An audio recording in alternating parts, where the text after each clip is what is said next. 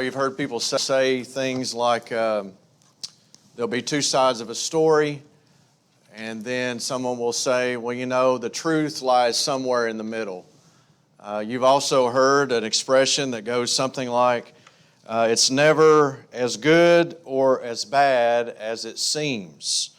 I was thinking about those expressions and those ideas about finding the truth. And as we come now to this place in Matthew chapter 11, if you will, take your Bibles, Matthew chapter 11, we're starting a new major section of Matthew's Gospel, and it's going to be focused on judgment, and it's going to be focused on opposition to Jesus. And ultimately what is happening here is that Jesus is declaring who He is. There are other people who are declaring who Jesus is. There are other people who are saying things about Jesus. You have heard this expression as well, is that there are many narratives out there on a particular subject. This is all apparent sometimes when we watch the news. They call them pundits, don't they? They call them experts. They'll interview people, and this person will give their opinion of the subject, and they'll say, here's what's going on here, and then here is where our focus needs to be. And you hear this narrative, and then they interview someone else, and it's a differing viewpoint. It is a different narrative. It's a different storyline. Understand this, is that there were different storylines about John the Baptist and about Jesus. And Jesus, in the text before us today, He is going to be the one who is going to give people the free will. He's going to give people just the free will to make the choice on their own. In fact, what He says here, look at verse 6 of chapter 11 and follow along. Jesus says, "And blessed is he whosoever shall not be offended in me." He just makes a general statement. It is a response to particularly what John's disciples bring him, but it's also a response to you and me. Blessed is he. Blessed is anyone. Blessed is the person. Doesn't this sound like a beatitude? Blessed are the merciful. Blessed are the peacemakers. He is giving you a pronouncement. It is from the lips of Jesus, and this is the challenge. Blessed is he who is not offended in me. And that word there, offended, it means to stumble. It means to trip up. There are people there's a narrative out there that Jesus was not who He says He was. There is a narrative that John the Baptist is crazy, has lost his mind. John the Baptist doesn't know what he's talking about. John the Baptist was prophesying about someone else. It wasn't Jesus. In fact, John the Baptist himself began to question his own mission and his own purpose in history. And so we're going to see that in just a moment. I want to take you back, though, for just a second. And if you'll notice, this is not a new phenomenon. This is not a new narrative. If you look closely, go back to chapter 7 and look at verses 21 through 23. There are people that Jesus is talking about people that say things about God, say things about Him. Notice in Matthew 7, beginning at verse 21, "Not everyone that says unto me, Lord, Lord, shall enter into the kingdom of heaven, but he that doeth the will of my Father which is in heaven. Many will say to me in that day, Lord, Lord, have we not prophesied in Thy name? And in Thy name have we cast out devils? And in Thy name done many wonderful works? And then will I profess unto them, I never knew you. Depart from me, you that work iniquity." There are people that were saying things about God. They were saying things about Jesus. I thought about this little illustration for you. There is often a person who is accused of a crime, right? The police begin to investigate. They begin to ask the person questions. We don't know. They might be innocent. They might be guilty. But the person is going to begin to assert something about themselves. They're going to begin to make a claim about where they were, what they were doing, how they feel about it. But here is the bottom line. And I said it last week. It's important what we say, but what we say should be the result of who Jesus is. This is the message, dear people, is that it matters how you respond to the words of Jesus. Remember what it said there in verse 6 of chapter 11. Blessed is he who is not offended in me, who does not stumble about Jesus. That is where everything makes the difference. If you stumble on Jesus, dear friend, you've got some problems. You've got some serious issues. But notice this, in not only in chapter 7, but also in chapter 8, in verse 27. But the men marveled, and this was the disciples. They asked the question, what manner of man is this? This is not a new narrative. This is what the question was. People are trying to determine who Jesus is. Who is this man? Who is this one? Who is this Jesus? That's the question that every person has to answer. Who is this Jesus? We'll move along and go to chapter 9 and verse 28. Notice what it says there. It says, and when he was come into the house, the blind men came to him, and Jesus said to them, believe you that I am able to do this? What do you believe about Jesus? This is the question for every person. Who do you think Jesus really is? Blessed is he who shall not be offended in me. Well, it goes on, doesn't it? We've been seeing this recur over and over again. Look at verse 34 about in chapter 9. What did the Pharisees say about Jesus?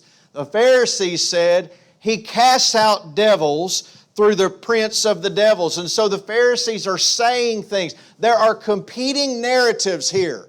The disciples are saying something about Jesus.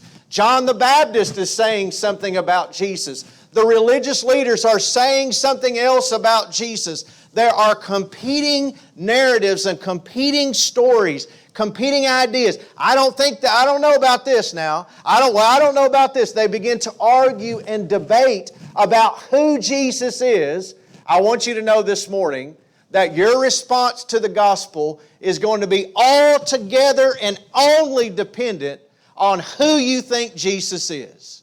If you do not respond positively to the gospel, it is probably because you have doubts about Jesus. You do not really believe who He says He is. Blessed is He. Happy is He. One in God's favor. The blessings come from God when you are not offended about, when you don't stumble over and fall over who Jesus is. And so notice there in our text, we're going to begin to see in verse 2 of chapter 11, where we pick up in our text in Matthew, and we see that John the Baptist has some questions. He has some doubt here. Notice it says, now when John had heard in the prison the works of Christ. Now stop right there, because understand the context. John has been in prison. Herod has thrown him in prison, and he's sitting there in prison, and he's no longer out there in the wilderness preparing the way. He had preached about the judgment of Christ, how the Messiah is coming after me. He's greater than me. Judgment is coming. Judgment is coming. And now John the Baptist has been taken out of service, and he is put in prison. He is no longer preaching out in the wilderness and declaring the way. You remember where he must decrease and I must increase. When Jesus begins His ministry, He was taken center stage. John was taken to the background and he was put in prison. This had an effect on John the Baptist. He began to ask a question. Look at these questions that he asked for, and there's no way of getting around it. There's some doubt here. He sent 2 of His disciples, and look at verse 3. And he said to him, Art thou he that should come, or do we look for another? Oh, we're taken aback by this, aren't we? We're appalled at John the Baptist asking such a question about Jesus Christ, the Messiah. I mean, this is the one we believe in, and how could John have these doubts? Well, he's just like you and me. He's human. And he's sitting in prison, and he doesn't feel like that he's being effective anymore. He's not. He's in prison. He's going to die. He is no longer preaching. And he says, are you the one? Are you the Messiah? Are you the one that should come? Or should we start looking for someone else? Maybe you're not who I thought you were. And so notice here that Jesus is going to answer that question, isn't He? In verses 4 and 5. Jesus answered and said, "Go and show John again those things which you do hear and see."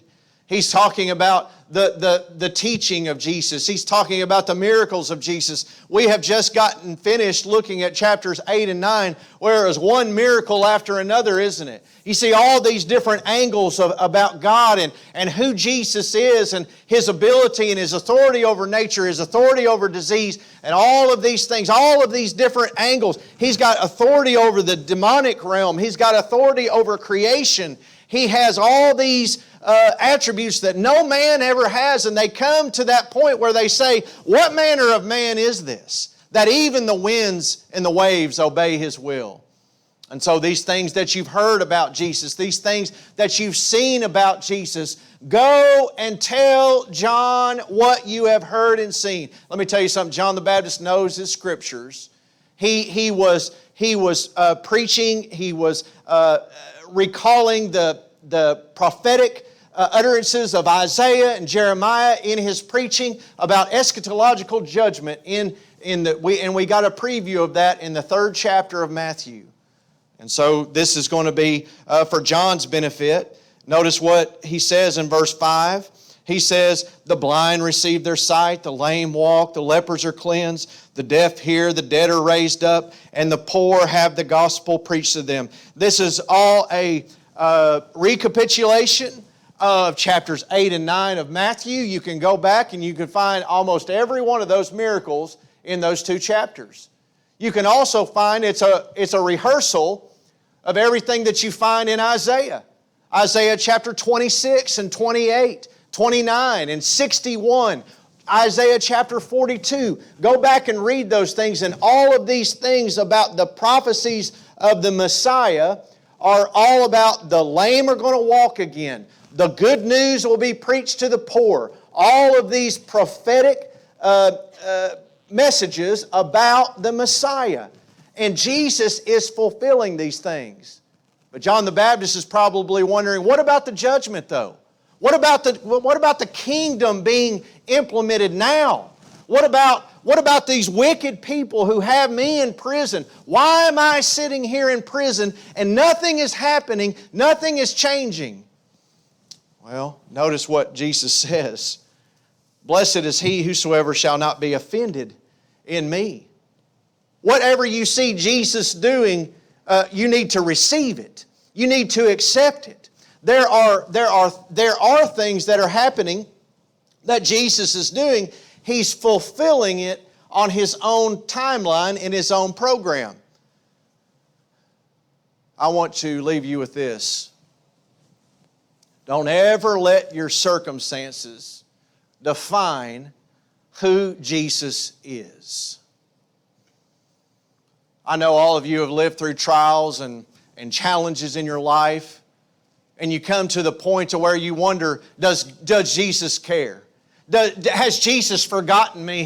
Does Jesus know? Dear friend, Jesus knows all about what has happened to you, what's happening, and what will happen. Jesus has always been there. Don't let your circumstances bring doubts into your minds. The second thing is this. Not only don't let your circumstances define who Jesus is, let Jesus define Himself. But number 2, don't come with preconceived ideas about who you want Jesus to be. That's part of the problem here, isn't it? Is that John the Baptist, being fully human, he's all man, he's all person, right? He's not divinity. And by the way, the title of the sermon, ladies, don't be offended, children, don't be offended. He defines men. I mean that categorically in a generic sense. Jesus defines humanity. Jesus will define what your role is in His service. You don't get to make that choice. I didn't decide to be a preacher of the gospel. Jesus decided that I'll be a preacher of the gospel, and He called me. And so He also gives you the definition of your role in His kingdom. That's what this whole thing is about His kingdom. Now listen to me. Who is Jesus? Who is the king? And what is your role in the kingdom? So preconceived ideas. You coming to the table and you're thinking that, well, Jesus ought to be like this. Jesus ought, there are people, and you can go, it doesn't take you long. Go walk 10 paces, right? Walk into a crowd of people and begin to ask them, how do they feel about Jesus? What do they think about Jesus? Who is Jesus? And some are going to begin to tell you why Jesus is not, He's not God. They'll tell you He's not a Savior. They'll tell you things like, well, He was a good man. He was a prophet. He was popular. He was famous. He impacted the world, but they will fall short of honoring Him and praising Him and worshiping Him as Lord. They will not call Him Lord. Even if they do, though, that doesn't always mean that's where they really stand, is it? Many will say to me, Lord, Lord. And I will say, I never knew you. But here is the idea. Preconceived ideas. What you feel about, how you feel about who Jesus really is will make all the difference. The third thing is this. Where does faith come into play here, right? It comes right full focus, doesn't it? Whoever is not offended in me, whoever is, blessed is he who shall not be offended in me. Where is faith coming in? Well, you know what? John the Baptist's faith is staggering here just a little bit, isn't it?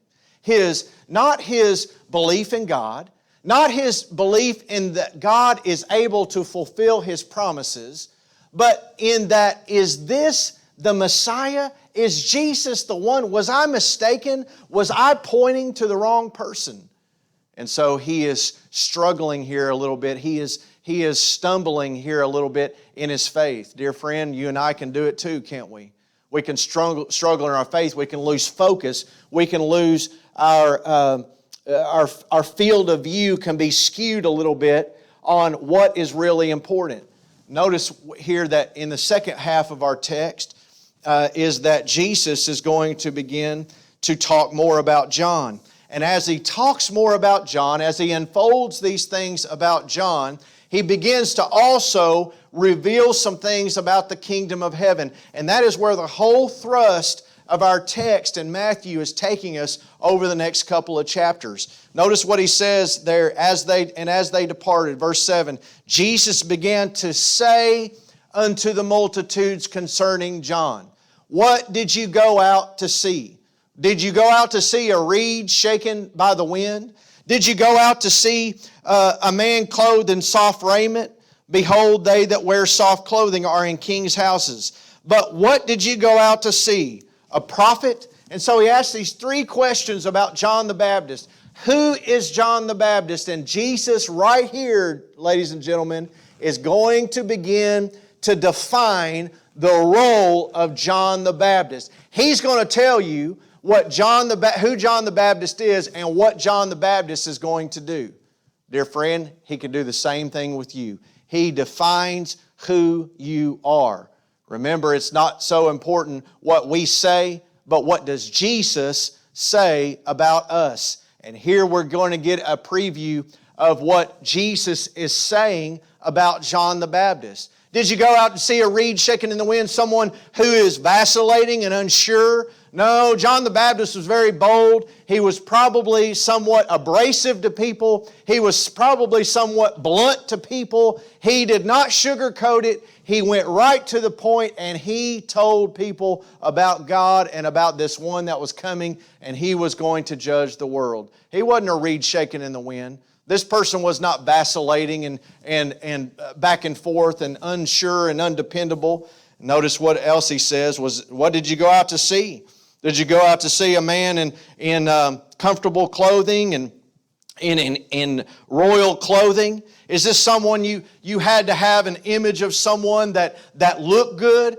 He ate wild honey and locusts, and he was dressed like a man of the wilderness, wasn't he? And so this man wasn't someone who was all polished, and he wasn't polished. He was rough looking, but what was important about him was his message. Well, what did you go out to see? Did you go out to see a prophet?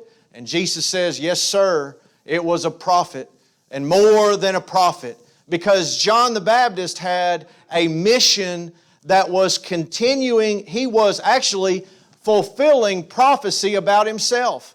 He was a prophet, but he was also fulfilling prophecy because the prophets had talked about John the Baptist. Notice what it says. What did you go out to see? A prophet? Yea, I say unto you, and more than a prophet.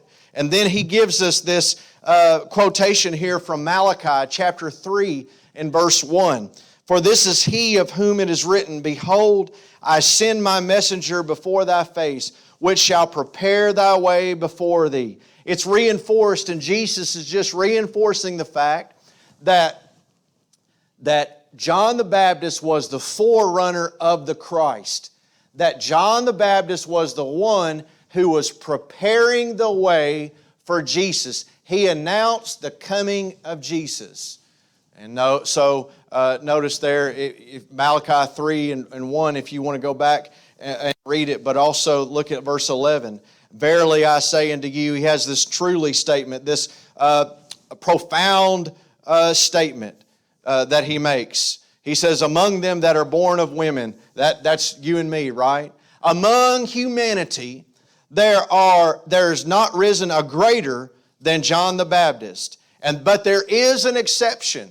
And so John the Baptist had a great, why is he so great? Because he was announcing the coming of the Messiah.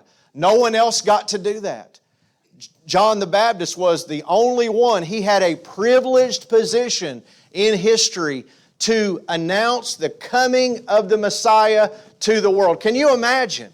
Even though John the Baptist's ministry was very brief, what a monumental task that he had before him. What a great honor he had to be able to announce the coming one, the Messiah coming into the world. But there's an exception, isn't there?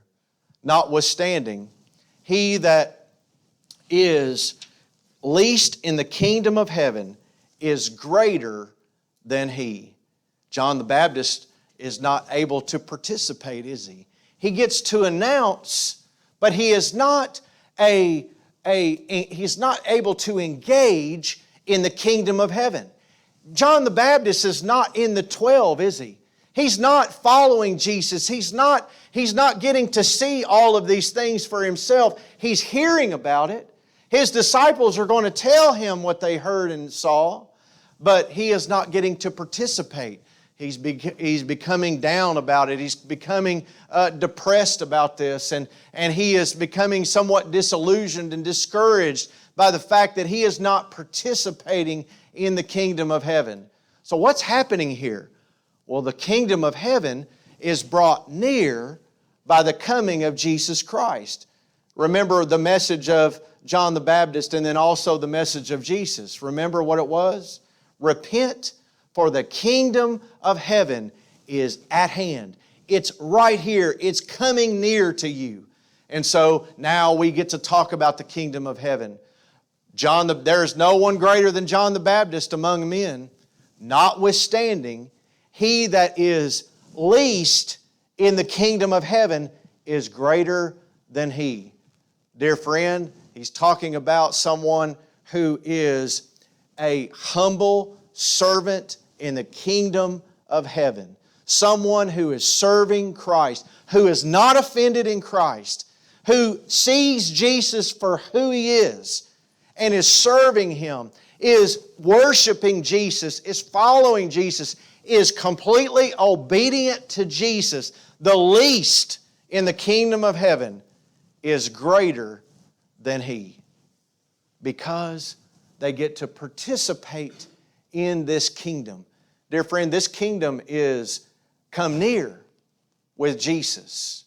And those like you and me who get to participate in the kingdom are seeing things that John the Baptist never got to see. We are engaging with Jesus in a way that John the Baptist wasn't able to engage in. And so that gives us a special privilege and a special place of honor as well. John the Baptist has a special place that no one else can fill.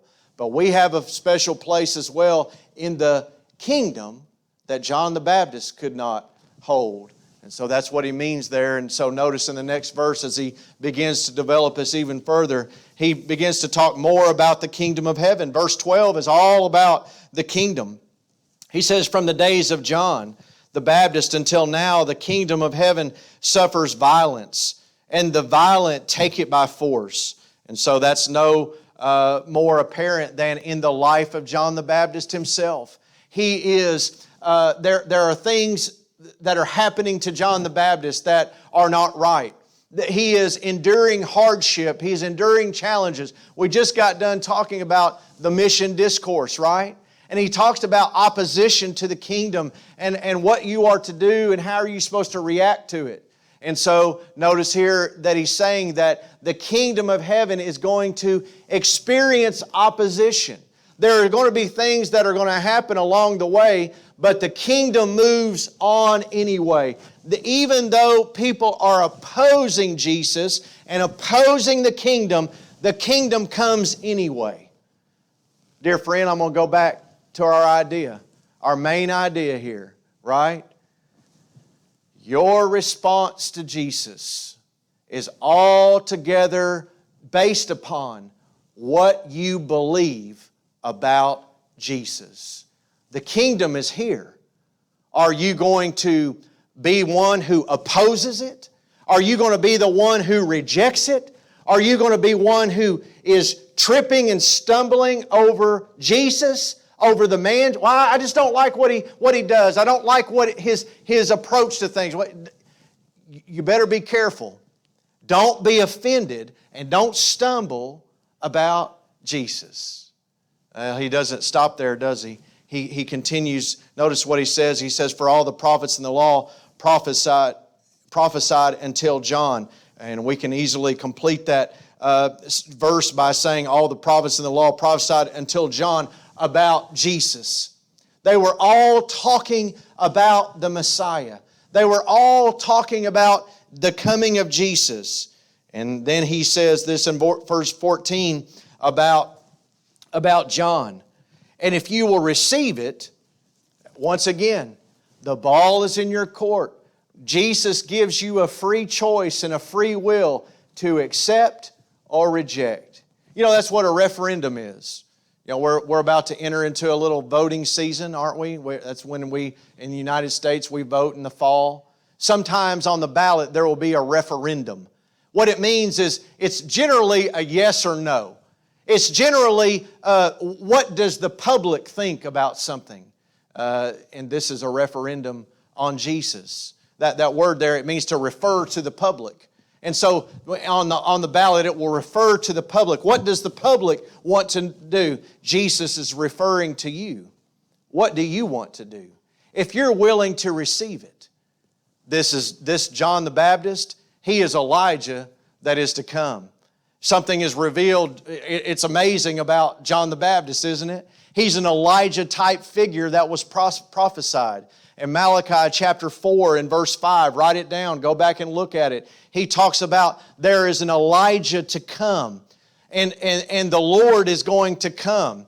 And so he's talking about how John the Baptist is that Elijah-type figure that was going to announce that the Lord is going to enter into His temple. And so if you're willing to receive it, he's saying if this is not too much for you, if you're not going to choke on this, and if you can digest it and process it, then actually John the Baptist, he's saying, I'm going to give you a little more sneak peek at prophecy here. He was that Elijah-type figure that was to come. Not Elijah raised from the dead, but an Elijah-type figure. Notice there in verse 15, he ends with this very common challenge. He that hath ears to hear, let him hear. He's going to repeat this, and this is repeated throughout the Gospels at different times, where it usually follows challenging instruction. It follows often a challenging, a challenge to you to accept or reject something really big and important. And he says, he that hath ears to hear, let him hear. Sometimes he places it after a parable. But what he means by this is not just that you hear the words, but are you listening? Are you listening for understanding? Are you listening for a depth of understanding it and then applying it to your life? Jesus says, blessed is he who is not offended in me. Your response to the gospel is altogether based upon what you believe about Jesus. As our musicians come at this time, what do you believe about Jesus? Do you believe that He died for your sins?